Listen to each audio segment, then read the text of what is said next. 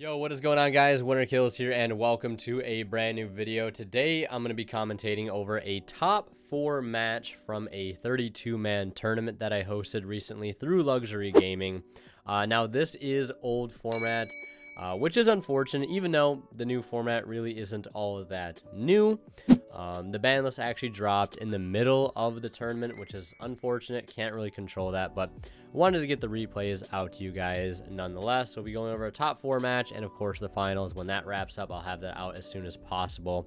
This was a 32-man tournament that I hosted through Luxury Gaming. It was a free tournament, and first place will receive a display of magnificent Mavens, arguably one of the best sets of the year. So I gotta give a big shout out and thank you to Luxury Gaming, not only for allowing me to host tournaments over on their page and make content like this for you guys, but for allowing me to host an incredible tournament for my first tournament, right? A free tournament, free entry with great prizing. So wanted to get that out of the way. Definitely thank them. And if you guys want to play in tournaments like these, they host all sorts of tournaments over on their Facebook page all throughout the week and in various different formats, and it's a great way to get some testing in as well. So I'll leave a link to their Facebook page at the top of the description. Definitely check it out. And with all that being said, let's go ahead and hop right into the replay here. So we have Big Nate 0097 with 547 rating versus Matrix with 856 rating. So when I was getting the deck list for this tournament, there was a lot of tier deck lists. There was one Rika deck list. Shout out to that person. So I imagine we might see a tier mirror here. Epic rock, paper, scissors, shoot. Absolutely insane. That was actually crazy. I think there was like 4 or 5 ties. So let's see what the opening hands are. And it is not a tier mirror, so I guess we kind of lucked out. So our player at the top here looks like they're playing Bystial Spright. They open up Bell, Imperm, Druis Worm, Skullmeister, and Spright Blue. And our tier player opened up Terraforming, Bystial Magnamut, Primeval, Planet, Pearl Rhino, or Triple P, Medora, and Tearlaments Shiren. So they opened pretty good. No going second cards. And they did open up 3 hand traps, but not really enough engine. If they draw any level 2, they're pretty much in there. So not looking, I mean, they have like 4 hand traps going against tier. So it actually might be pretty rough here for our tier player, but let's see how they start things off. They're going to lead for Terraforming. Of course, go ahead and search out the Pearl Rhino. And then we're going to see him activate Shiren, pitching the Medora most likely. No responses there, of course. Milling a Serenir, Havness, and Instant Fusion. And we'll see some chains here. Activating Havness as Chainlink 1. No response there. I think it's always fine in most cases. Well, we're going to see Havness, Chainlink 1, Serenir, Chainlink 2. Be interesting to see if they activate their Druis Worm in response here. And they decide to not, which I think is okay. I remember pre-Magnificent Mavens when I was like, whatever deck I would be playing with like DD Crows and stuff, I think like you can always get away with letting them resolving at least the first name, because the first name's never making anything super crazy, especially when going first. So I think that's definitely a decent play there. So they're going to dump a Druis Worm off the Serenir, and then they're going to go ahead and Fusion here, deciding what they want to put back, putting back the Serenir and the Havness for a copy of Mud Dragon of the Swamp to help play around Imperms here. Then they're going to activate Pearl Rhino. They have yet to normal summon, so they can go ahead and grab the Rhino Heart, which is completely immune to Imperm right now because they already have Mud Dragon, which is already conveniently enough of water. Normal summon Rhino Heart, activate effect. That's going to go ahead and dump Shiren. Activate Shiren effect. They're going to go ahead and let that resolve here. And then they're going to chain Mud Dragon in response, calling Dark, so that when Kit Kalos comes out, it's already protected from Imperm. And it looks like now that they're seeing them go for this line here, activating the Mud Dragon in response, they are going to fire the Druis Worm. And now that they've already committed a little bit with the Mud Dragon, they're going to go ahead and banish the Shiren, essentially shutting that off here.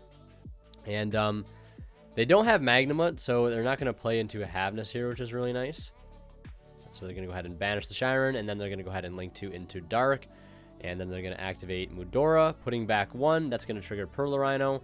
And thinking on Medora here, actually. Because they do have Skullmeister, so they could actually negate that. And the Serenir, or the Druis Worm does target, I believe. Target 1 special summon monster your opponent controls. And this says if it is, this thing's number is destroyed by battle or is destroyed by an opponent's card. Okay, so it won't get the effect though if it's sent. I mean, I guess they're just clearing a body off their field. I guess that's fine. So they do let the Medora go through. Oh, okay, so they're doing that just to get the Druisworm engraved. That makes sense, because then they can actually make a Beatrice line here, which will play into Imperm, unfortunately. But, I mean, they just open up so many hand traps. Like, this is a really good line, nonetheless, but they just open up so many hand traps. Like, that's already, like, the synergy between these cards and this card is already just, like, this card's already insane enough. It's like, anytime Tear opens this field spell, and they're playing against somebody who is in the mirror didn't open it, or playing against any other deck in general, they're just, like, light years ahead. It's, like, an insane card. And the fact that they gave it the synergy with that is nuts. For some reason, they might be doing that to, like, force the Druisworm to, like, send the Dark Charmer, but that wouldn't make any sense because it's not mandatory, and then it has to be destroyed. Just me being a absolute goof. So we're gonna see him go dark, take the Druisworm, and then we're gonna see him link into Spright. Okay, forgot about this card existing, I'm not gonna lie. Then he's gonna go ahead and imperm the Spright, playing through another hand trap there. And now the Beatrice technically will be free to resolve here if he does decide to go for Beatrice. Magnamut will resolve here, nothing in response to that effect to get the end phase search. Going for Beatrice, let's try again to fusion summon. And they're going to dump Merly, and they have Bell and Meister available. But they are going to let it go through. Okay, no, they are not going to let it go through. It's a little bit delayed there. Or they were just a little bit ahead of themselves. And then end phase, they'll grab the Druisworm. And, like, for playing through, what was that? A Druisworm, an Imperm, and a Skullmeister, still ending on Beatrice and Druisworm. Not bad. Not bad at all. And they're going to draw Spright blue for turn, which is kind of insane. But we'll see how good that's actually going to be here. The really, really good top deck. Like I said, they just need to draw any level 2 because they had a lot of non-engine. They just need an engine. So on the normal summon of Spright blue, and they're probably going to go for... They do have Rhino Heart, so they're probably going to go for a Kaleido Heart line here, which could be stopped by the Bell. So they're going to see him activate Havness. Bell is going to go ahead and negate, and now they're pretty much free to play. There really is no more interruptions for our Spright player to have to worry about here, so we're going to see him activate Spright Blue.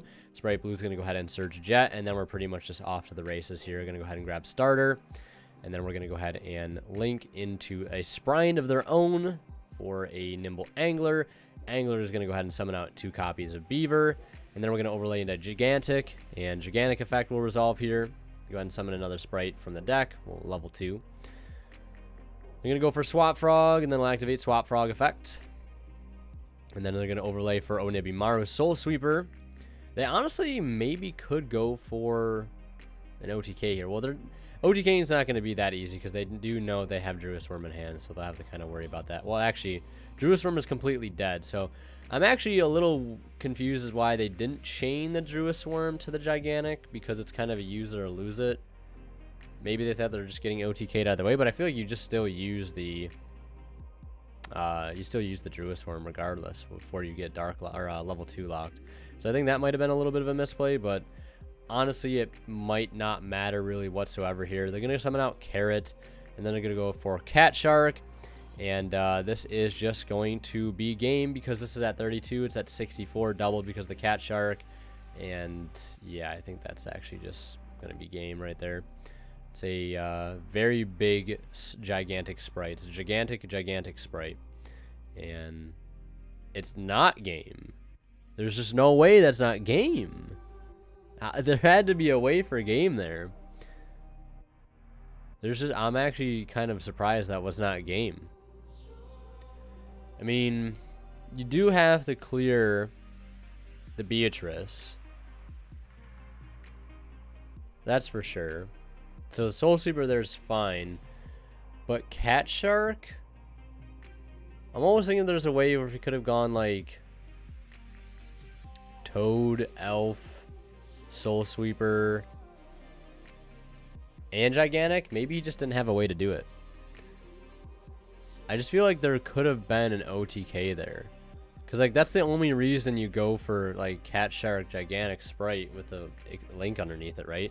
The only reason you go for that is because you think you're going to OTK. But It's just, like, whether you do like all this damage or you do half that damage, it doesn't matter because they're still getting another turn regardless. And that's, I mean, that's just kind of rough. So they're gonna go into Elf effect. Gonna go ahead and bring out Carrot, and they're just passing on that, and they draw a Rhino Heart for turn. Yeah, that I feel like you definitely don't go for a Cat Shark line there. Yeah, I feel like you just don't do that because like you only want to go for the Cat Shark line when you are going for an OTK. So I mean, I'm not a Spright expert, I'll be the first to admit, but I feel like could have done something a little different there. So we're gonna see our tier player normal summon the Rhino Heart, and it looks like in response to Rhino Heart, they are gonna chain their Spright Elf to go ahead and bring out Sprind, and this will act as an interruption as well. Where's the other effect? If another monster is special summoned while this card is on the field, you can attach one material from Ixie's monster control, then target one monster on the field, return it to the hand. Also, speaking of, banish it until your opponent's end phase. So they're going to get Beatrice back pretty soon, too, during this end phase, if they don't already just have a way for game here. Because all they have to worry about is a spell trap negate and a bounce, which really isn't even going to be that big of an issue. So they're going to activate Havness, sent off the Rhino Heart, and go ahead and return both of those to Fusion Summon for Kit Kalos. First time this is hitting the board. And it looks like it's going to be Chainlink 1, Perla Rhino, Chainlink 2, Kit Kalos. So we're successfully chain blocking the Carrot there along the Perla Rhino resolve. Chainlink 3, it's going to be Sprind. And I imagine, well, they already have a Rhino Heart in graveyard, so you probably want to bounce back the Kit Kalos. Because, I mean, yes, they could just make it again. It's kind of tough here on what to choose to bounce, like, because you're not, by bouncing this, you're not really cutting them off of anything, and it's kind of just, like, tough all around. Bouncing the Kit Kalos, though, makes the most sense. So they will pop the Carrot, and they will bounce the Kit Kalos, activating another Rhino Heart, or another Perla Rhino, and now having 2 copies of Shiren in hand, one search off the kit, one out the field spell. Shiren effect, pitching a copy of Shiren. And they're going to mill 2 Keldos and a Druis Worm, so not the greatest mills there. But they do have the guaranteed Shiren from the additional pitch, from the pitch. And then they're going to go ahead and fusion for all 3 and go for the Kaleido Hearts. Now, these both cannot be targeted because of Elf, but we can still clear the Elf. Definitely a good thing to clear. It stops their follow-up, and then we're going to activate the Keldo Engrave, recycling 2 links, Sprind, Charmer, and I think a Bystial monster. And then we're going to go ahead and link for the Dark Charmer yet again, because 1 copy right now is basically like playing as many as you need. It's kind of insane. Like these cards, these each low-key could get hit to 1 each. I could see that. Like, they're actually just more insane than any of the other cards.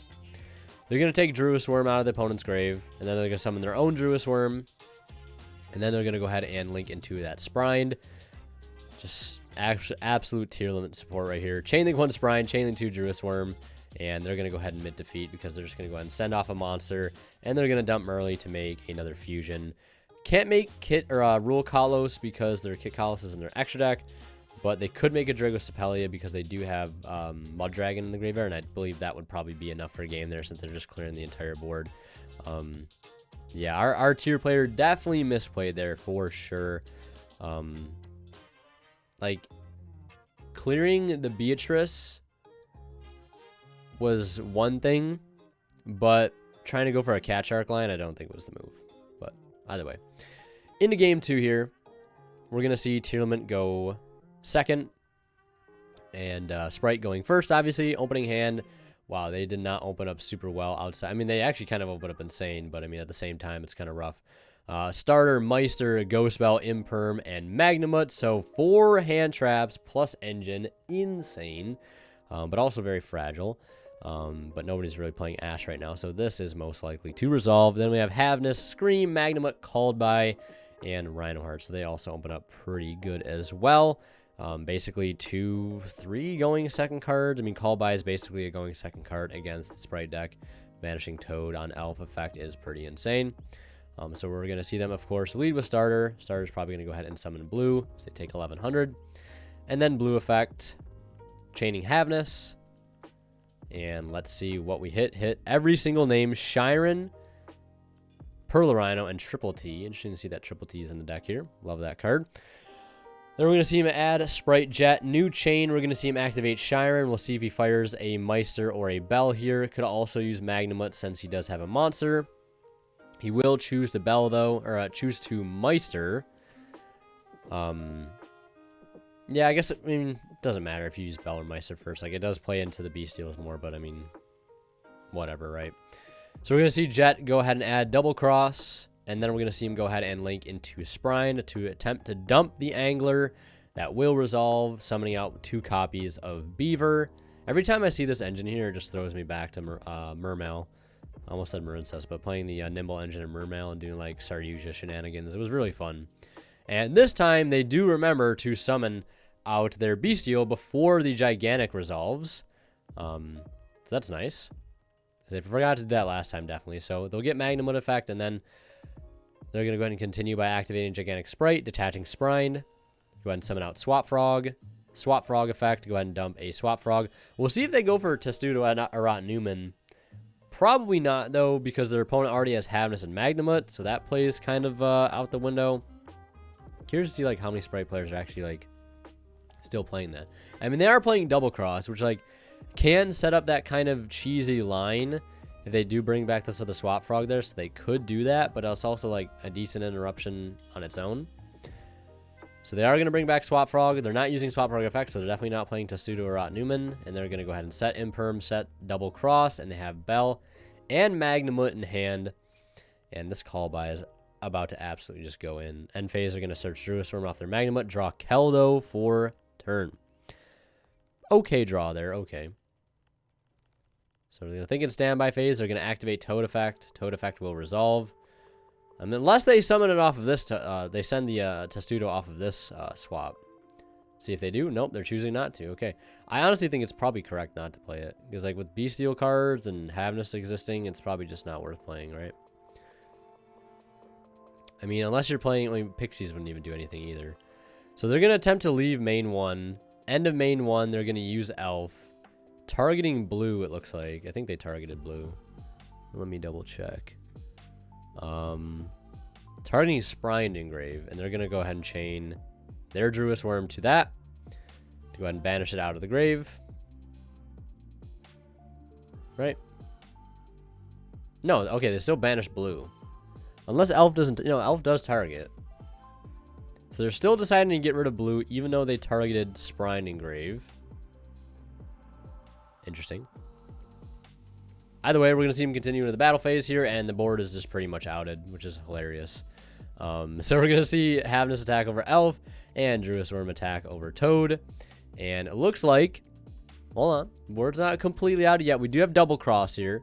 Target one monster in the field or in the graveyard, activate one of these effects, attach the target monster to a rank 2 monster controls material. So we're just going to take Druisworm and attach it. But we're still running over the Toad, which is fine. Kind of cute. Then we're going to see him activate Toad. Do they want to call by? Well, they can't call by here because it's damage step. Toad, add back Beaver. Main phase 2 activates Scream. And what else they have in the backline? They have Imperm here. Yeah, normal summon Rhino Heart. Chain link 1 Rhino Heart. Chain link 2 Scream. We're going to go ahead and mill 4 here. Milling Havnus. Cherries. So cherries in the extra deck there. I mean, hitting Elf is just kind of like insane. Then we're going to see him dump the Shiren. So chain link 1 Havnus. Chain link 2 Shiren. Chain blocking at least one of the effects from Bell. I mean, you might as well fire the Bell here. I mean, well, they have Bell Magnamut, so I guess that's fine. But they could call by the Bell here if they wanted to, because if they let both of these resolve, they're just not playing really at all. They don't have any Bystials in their graveyard, so they can't make a dark play to take one. So yeah, they definitely have to use a called by here, I feel like. Yep, so of course they're going to use call by and Bell. Always feels very ironic seeing call by used on Bell. So they will guarantee at least stop one of the tiers. They're going to stop Havnus, and they're going to still resolve the Shiren, and they're going to go for Kick Kalos. This has to get impermed here, most likely. They're going to let Kick Kalos resolve. They're going to let Kick Kalos resolve. Okay. I mean, I guess you could still imperm it now when they use this effect. No? Okay. I mean, what else is the punish though? What does imperming that kick Kalos get absolutely punished by? I mean, they started normal summon Rhino Heart. They already used Shiren and Havness. They have one card left in hand. So, I mean, they could get punished by Shiren in hand, pitching a name if they imperm that. But then imperm's not doing anything. Like, I mean, they're still playing, I guess. I mean, I guess it puts them up to random chance. I don't know. I personally probably would have impermed that, but then maybe, again, that's incorrect. So we're going to see a mill 8 here. Oh, my God. Yeah, there's a Merly. There is a Kelbeck. Instant Fusion. Medora. Soliak. Havness. Shiren. Kel. They just milled absolutely insane. And Matt, to think that an imperm on that would have stopped all of that. Because, yeah, they knew they searched Merly. I mean, but even if you imperm that, they don't search Merly. And they have one card left in hand. If it's Pearl of Rhino, they already normal summon. So, like, I don't understand what the punish there is. I feel like our Spright player is messing up a little bit. But then again, I mess up all the time. So, I mean, it happens, right? And then we're going to see a million chain links. We're going to see Merly, Kelbeck, Soliak. And then they have no response to those. So, they're going to activate Keldo to recycle. Soliak, Toad, and Angler. So, put the Soliak back into the deck. And then I go ahead and search Shiren off the Soliak. And then both players are going to mill 5. Angler. But the Angler is not live. I mean, well, this can summon up to 2. So if they have another Beaver in deck, they could trigger their Angler, which whoop-de-doo. They also mill End of Anubis. Okay, so interesting to see them playing this card. This is to be summoned off of the Mannequin Cat. So, also, again, like, if they're playing Mannequin Cat, too, they could have just made Mannequin Cat instead of Cat Shark. I digress. So, they're going to resolve their effects here. They're going to go for Rule Kalos. Asking if there's any effects on Res. And they're activating Nimble Angler. They're just going to negate with Rule Kalos. And from here, we're just probably going to clean up the board. I mean, they can take End of Anubis now with Dark for just a beater, I guess. Because it's probably... Well, they're in main phase too, so... I mean, wait a second. It's a level 6. That is hilarious. They're going to go ahead and use Dark to take the End of Anubis. And now they're going to fire the Imperm. So I guess... Fair enough, right? Fair enough, but they still have Shiren in hand, so they're just going to be able to play still. Milling 3. They did use every name. And then they go for Abyss Dweller into Zeus, since an Ixi's monster did battle this turn. And then they go for Elf effect, chaining Zeus. So Zeus will resolve, then Merly will come out, and then activating Scream and Rule Kalos, bring it. This is absolutely just disgusting, man. These plays, man. Saucy plays. Did you send some for Rolk when you negated Angler? Because I don't think you did. I think that is actually correct. I'm not supposed to. A card in the graveyard can't be destroyed. Oh, yeah, that's right. It's like, this card's worded very similar to Shekinah. I remember back in the day when Shekinah... Because I know Shekinah had to, like, destroy the card. Or if it, like, didn't destroy the card, you didn't have to discard or something. Very similar wording. So good that they didn't mess that up. Then I activate Medora. And they're going to recycle some extra deck monsters, Elf, a Dark, and 1 Tier. And then they're just going to link back and do another Elf. It's insane. And then end phase, they're going to get Druis Worm. So they have Soliak, they have Rule Kalos, they have Elf to bring back the Merly. Doesn't look like they're playing Diviner at this point. So they don't have that engraved to be able to bring back to trigger mill 5. But they top deck Spright starter. Not terrible. They're going to normal summon Beaver. We'll see if Beaver is going to resolve here. They're going to activate Soliak. And then they're going to chain Elf. They're just activating the trap card, I'm assuming.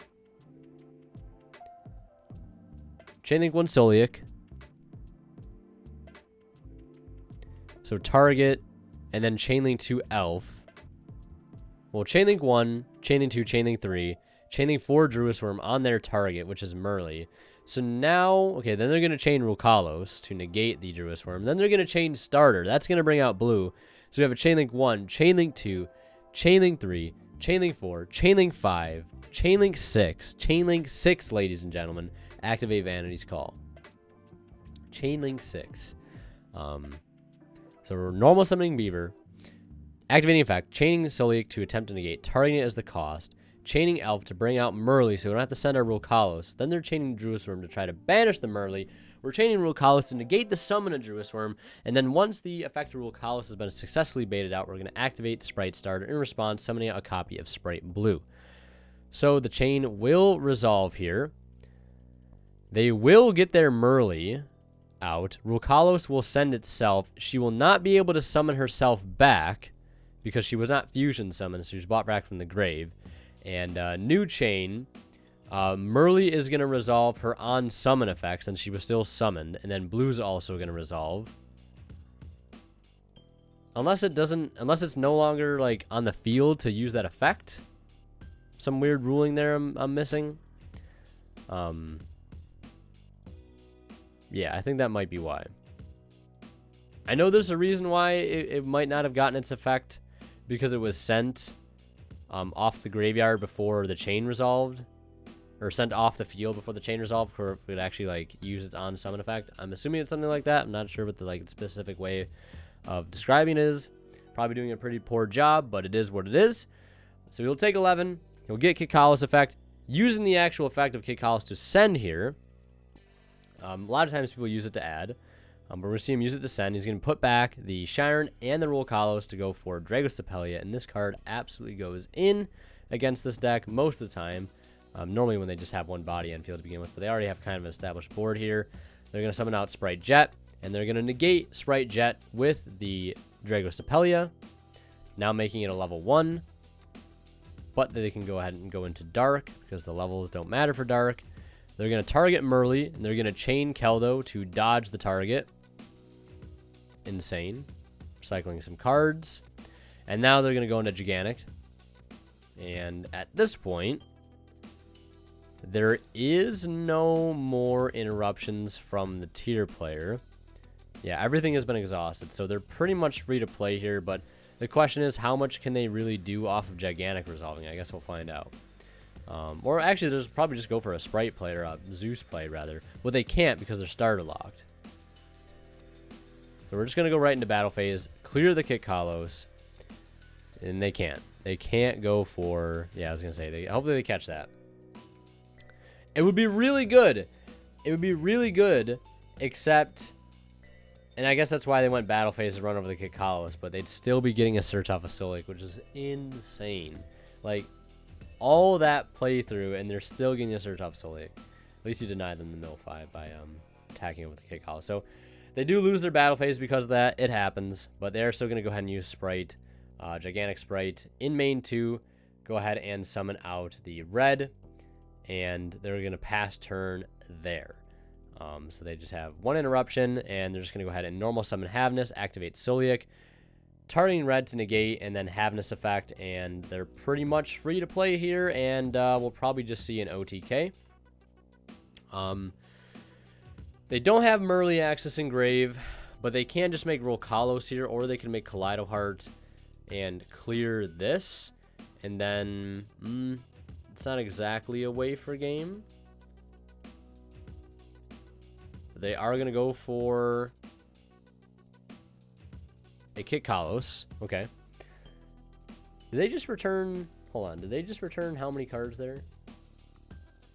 Oh, okay. I think they chained Keldo in response to Havnus putting back the Kikalos. I was going to say, it looks like they put back more cards than they should have, but that makes sense. So just, again, having infinite copies of any monster in your extra deck, they're going to go ahead and search out Scream, and then they're activating Kikalos here, targeting Rhino Heart, and sending itself off to go ahead and mill 6 here. And we'll see what they are going to mill. And they're going to also activate Scream. So we're going to mill 9. Shiren, Rhino Heart, Shiren, and Merly. So they do get the other 2 names there because they already use Havnus. So finding access to the other new names there is just most likely GG.